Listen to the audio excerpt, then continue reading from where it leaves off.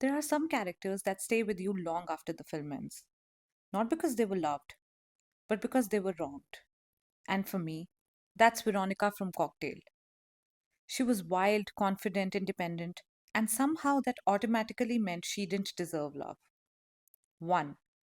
The double standard nobody talked about. Let's be honest. Cocktail wasn't a love triangle. It was a morality test, a mirror. Veronica is the woman men date, while Meera is the woman they marry. One is fun, the other is wife material.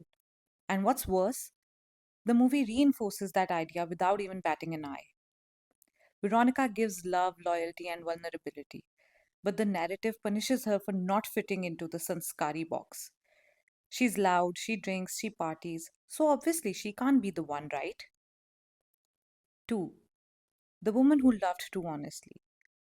What breaks me is that Veronica wasn't even competing. She wasn't pretending to be something she wasn't. She knew she was flawed. She just believed love could exist despite that. But Cocktail teaches her and us that you can give someone your everything and still lose. Not because you did something wrong, but because you didn't fit someone else's definition of right. It's cruel and it's so real. Because how many women have been told, "You're amazing, but not for me," which basically means, "You're too much for my comfort zone." 3. The irony of Meera and Veronica. Here's the funny part: Veronica saves Meera. She gives her a home, friendship, and a life. And what does Meera give back? She falls in love with Veronica's boyfriend.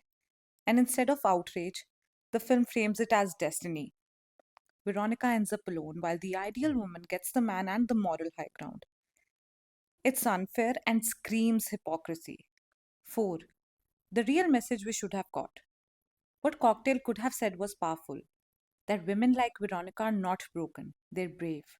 That they deserve love that doesn't come with conditions or comparisons.